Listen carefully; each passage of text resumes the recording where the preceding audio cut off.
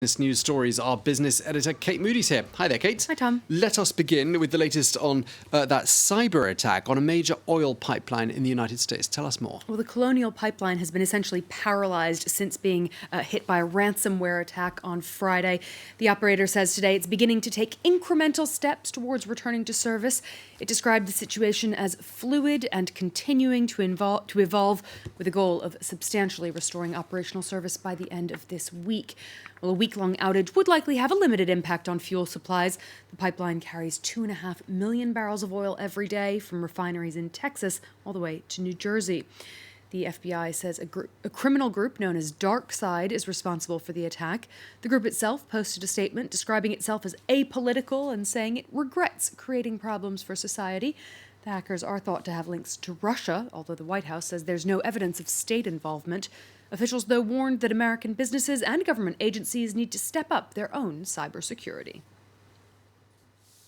Broad sectors, and clearly criminals have learned that those sectors, one of the key sectors we saw during the COVID pandemic was the hospital sector that was affected by ransomware. Clearly, we see that criminal actors have focused on the more vulnerable victims. Well, oil prices jumped sharply over the weekend amid concerns that the incident could lead to a fuel shortage. They have turned slightly lower now. US WTI prices settling just under $64.88 per barrel. The international benchmark Brent crude at $68.27. On Wall Street, the Dow Jones hit another record high earlier in the session, although it's pared back some of those earlier gains as U.S. energy stocks continue to rise. The tech sector lagging behind there, the Nasdaq down over 2% with less than an hour of trade to go. A relatively flat close for the major European indices saw stocks in Milan alone in rising about 0.75%. Well, shares of BioNTech jumped 8.5% as the German drug maker announced a huge increase in first quarter revenue, over 2 billion euros. That's more than 7,000% higher than a year earlier. A relative unknown before the pandemic, the firm helped develop the COVID-19 vaccine with pharmaceutical giant Pfizer.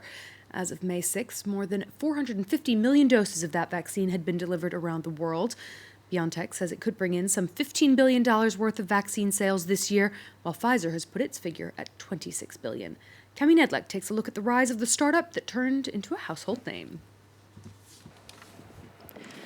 From a relative unknown to now on its way to becoming a global vaccine powerhouse. BioNTech was founded in 2008 by a husband and wife team of scientists.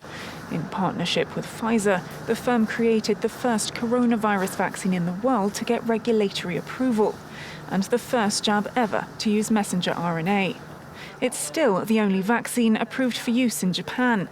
And the EU announced a second order of almost 2 billion doses on Saturday as it decided not to renew its contract with rival manufacturer AstraZeneca. We must not let our guard down, and we must prepare for the future. More than 90 countries use the Pfizer-BioNTech vaccine, and the firm wants to ramp up production to 3 billion doses by the end of 2021. The biotech company is to start building a new site in Singapore this year, which is set to open by 2023.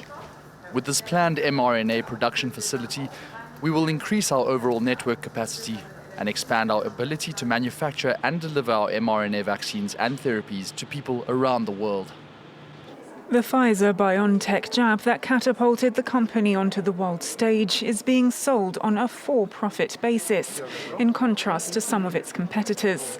This amid repeated warnings from the World Health Organization that the vaccine is not reaching the world's poorest. The island of Malta is offering tourists a financial incentive to visit this summer.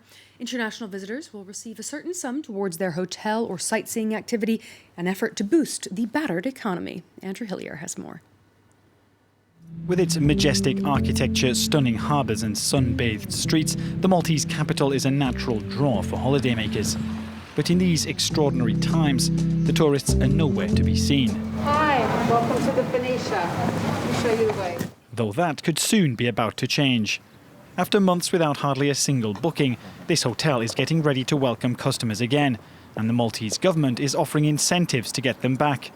From June 1st, holidaymakers who book a stay here will be paid up to €150.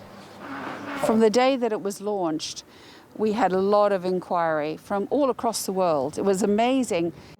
The hotel industry isn't the only sector getting a helping hand. Diving is a crucial part of Malta's economy, making up 10% of tourist activities on the island. These two French nationals have just opened their own business. They hope it won't be long before they can take their first tourists diving to discover these underwater relics of the Second World War. And to encourage tourists to slip on their wetsuits, the government will offer customers a €100 cashback. C'est une destination qui n'est pas très loin de la France, où on a des billets d'avion qui sont très accessibles. On y mange pareil pour pas très cher.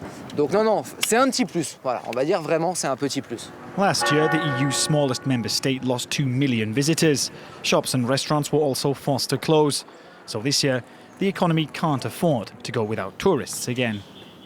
So something of a gamble for the government there, but some pretty stunning scenery anyway, Tom. Yeah, certainly a very novel approach. Thank you very much indeed. Our business editor, Kate Moody, thank you. And that's it from us.